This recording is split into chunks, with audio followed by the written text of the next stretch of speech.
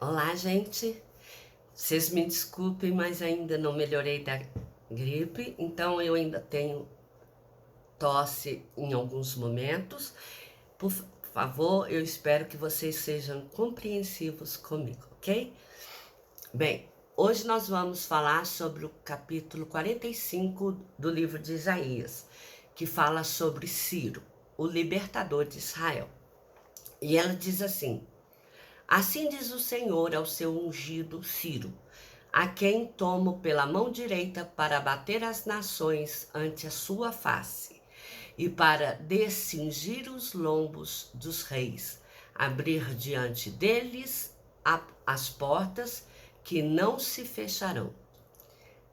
Ciro é um homem que o Senhor levantou para que ele fizesse com que os reis que estavam agindo contra o povo de Jerusalém, porque ali estava Israel e ali estava Judá, fosse libertador da cidade de Israel no momento em que os exércitos viessem para lutar contra Jerusalém. E ele continua dizendo no capítulo: Eu irei adiante de ti, endireitarei os caminhos tortuosos, quebrarei as portas de bronze e despedaçarei as trancas de ferro. Dar-te-ei os tesouros escondidos e as riquezas encobertas, para que saibas que eu sou o Senhor, o Deus de Israel, que te chama pelo teu nome. Por amor do meu servo Jacó e de Israel, meu escolhido, eu te chamei pelo teu nome e te pus o sobrenome, ainda que não me conheces. Quer dizer que o Senhor, ele escolheu Ciro para agir em favor de Jacó e de Israel, mesmo que Ciro não fosse um judeu. Mesmo que Ciro ainda não tivesse muito conhecimento do Deus de Israel. Deus fez isso porque Deus foi quem chamou a Ciro para agir em nome dele. E o Senhor diz que ainda colocou sobre ele o seu sobrenome. Ou seja, o Senhor colocou Ciro como um homem israelita, um adorador do mesmo Deus de Israel, um homem que tivesse em si a marca de Cristo, a mesma marca que o povo de Israel carrega em si. E quando fala que Deus trará os tesouros escondidos e as riquezas encobertas, é porque o povo no qual esses serão destruídos, eles voluntariamente darão ao Ciro, ao novo capitão, ao novo rei que dirige a libertação de Israel, todos os bens que estão guardados. Eu sou o Senhor e não há outro além de mim. Não há Deus que te cingirei. Eu te cingirei, ainda que não me conheces, para que saiba até ao nascer do sol e até o poente, que além de mim não há outro. Eu sou o Senhor e não há outro. Eu formo a luz e crio as trevas, faço a paz e crio o mal.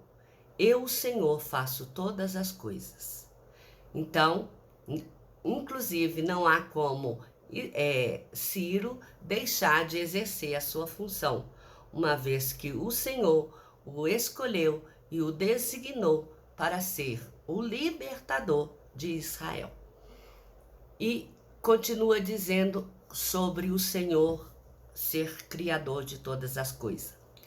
Destilai, ó céu, dessas alturas, e as nuvens chovam justiça. Abra-se a terra e produza a salvação, e juntamente com ela brote a justiça. Eu, o Senhor, as criei. Quer dizer que o mundo de justiça, ele só pode ser vivido na presença do Senhor, porque fora de Deus não há justiça. Os homens só vivem de forma ímpia e de forma a cada um buscar os seus próprios interesses, a buscar as suas próprias vantagens e não se preocupam em zelar pelo bem do outro, pelo a alegria e pela a saúde do outro, em cuidar do pobre, do órfão e da viúva. Eles têm olhos apenas para si. Ai daquele que contende com o seu Criador. Acaso dirá o barro ao que lhe dá forma: que fazes? Ai daquele que diz ao pai: por que geras? E à mulher: por que dás à luz? O Senhor aqui mostra que ninguém deve questionar por que que ele foi gerado, por que que ele recebeu a luz, por que que ele foi trazido à vida. Porque foi Deus que decidiu que essa pessoa viesse aqui, neste mundo, que ela nascesse. Assim como o oleiro é aquele que decide do barro o tipo de instrumento, o tipo de vasilha que será feita, é Deus que decide quem é que vai ser, que vai chegar neste mundo.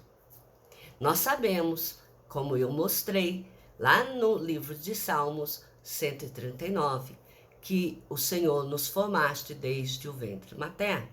Mostrei como somos formados, que é um mundo de opções, de oportunidades, de gametas que percorrem aquele caminho para que consiga a fertilizar, a fecundar um óvulo feminino e trazer vida. Muitos percorrem aqueles caminhos, uns ficam pelo meio do caminho, outros não conseguem, outros até conseguem, mas um apenas entra antes do óvulo se fechar. Este que conseguiu entrar é porque Deus o capacitou e o levou até ali. E se ele fecundou aquele óvulo foi gerado e a nova vida nasceu, é porque Deus sustentou e Deus fez com que ele viesse ao mundo. Então, aqui mostra que jamais devemos questionar o motivo de nossa existência, porque o Senhor que decidiu que nós viéssemos a existir. E ele também, pessoas que ficam falando assim, por que que alguém só dá, só recebe o bem e só tem paz e eu só recebo mal, eu só tem coisas ruins comigo? Aqui o Senhor fala também que é Ele que faz a luz, Ele faz as trevas, é Ele quem faz a paz e também cria o mal. É Deus quem decide tudo.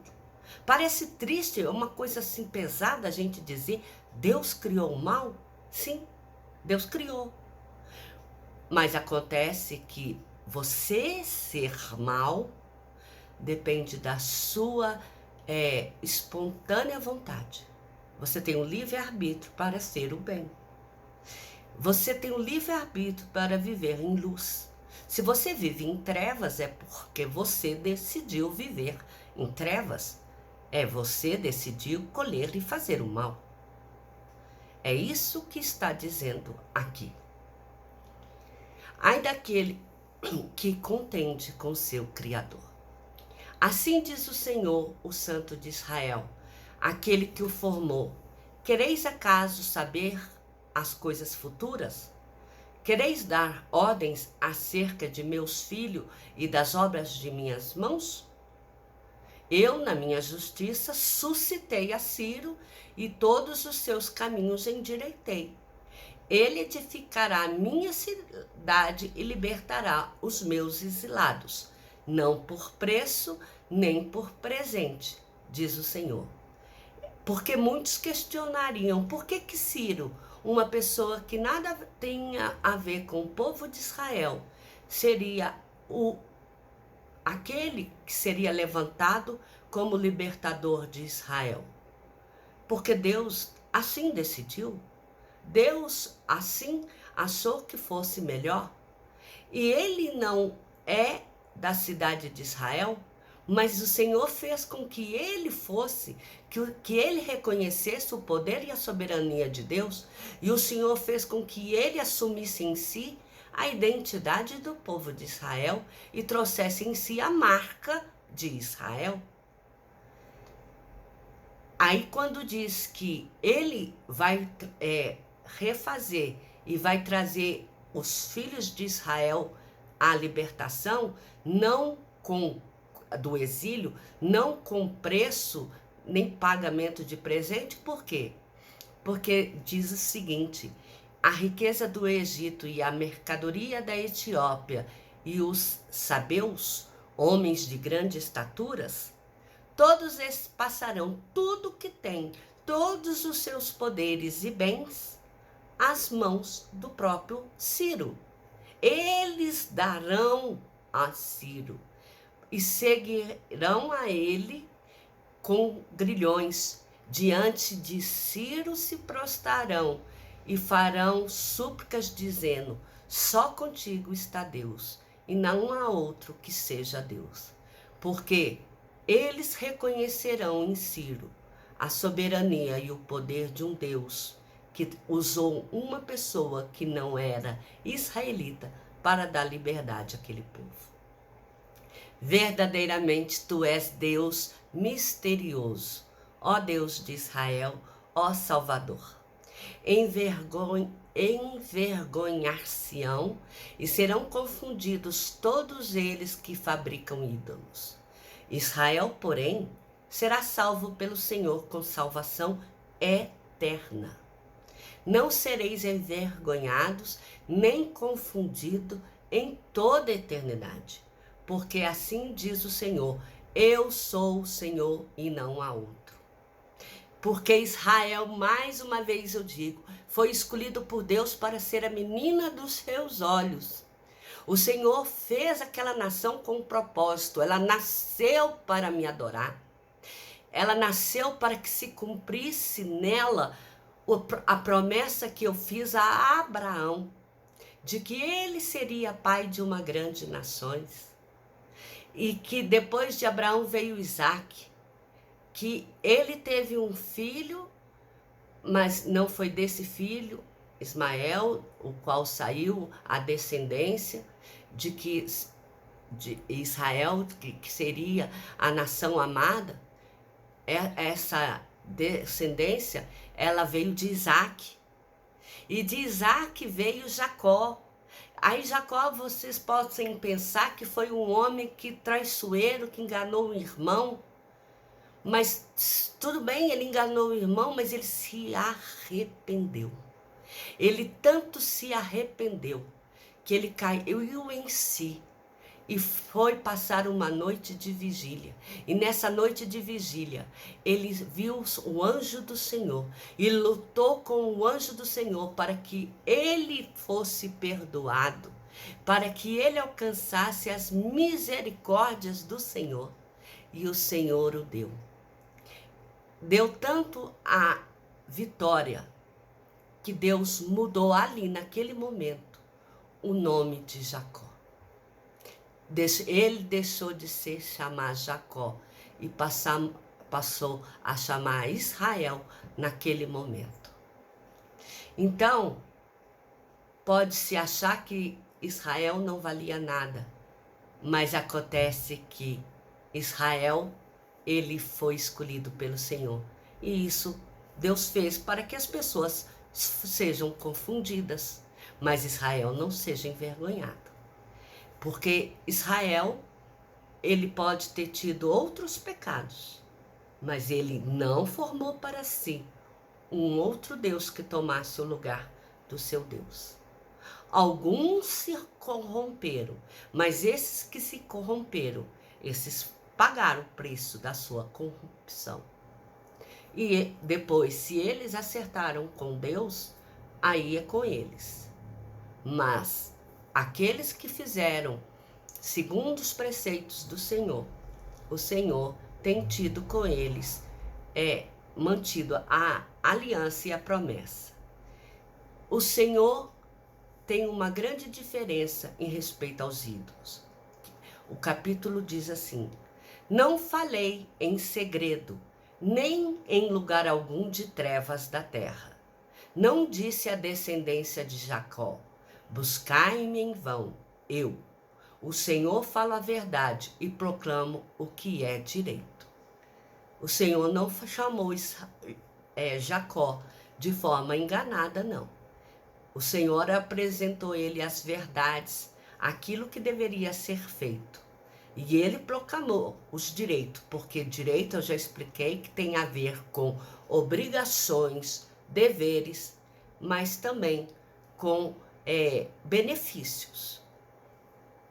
Congregai-vos e vinde, chegai-vos todos juntos, vós que escapaste das nações. Nada sabem os que carregam o lenho das suas imagens de escultura e fazem súplica a um Deus que não pode salvar. Pois não há outro Deus senão eu, Deus justo e salvador. Não há além de mim. Olhai para mim e sede salvos, vós, todos os limites da terra. Porque eu sou Deus e não há outro. Por mim mesmo tenho jurado, da minha boca saiu o que é justo, e a minha palavra não volta atrás. Deus não é Deus que diz agora, se arrepende e muda de ideia. Diante de mim se dobrará todo joelho e jurará toda língua. De mim se dirá, tão somente no Senhor há justiça e força. No Senhor será justificada toda a descendência de Israel, e nele se glorificará. Quando se é justificado, significa que a justiça foi feita. Significa que a pessoa sabe que ela errou, que ela pecou, mas ela se arrependeu, ela decidiu a dar meia volta e tomar um outro rumo para não continuar naquele pecado. E uma vez que essa pessoa deu a volta, ela decidiu a mudar os seus caminhos para não continuar em pecado, significa que a justiça do Senhor foi feita, porque ela alcançou a salvação. E se ela alcançou a salvação, ela foi justificada. Aqui está o nosso capítulo do dia de hoje. E eu espero que na próxima apresentação o Senhor continue falando aos nossos corações. Vai falar sobre a queda dos ídolos da Babilônia. Mas lembrando sempre que o único Deus verdadeiro que merece honra, glória e louvor, aquele que formou os céus, a terra, aquele que formou a mim e a você, e que tem responsabilidade conosco, é o Deus eterno, é o Senhor único e verdadeiro. Amém? Jesus os abençoe.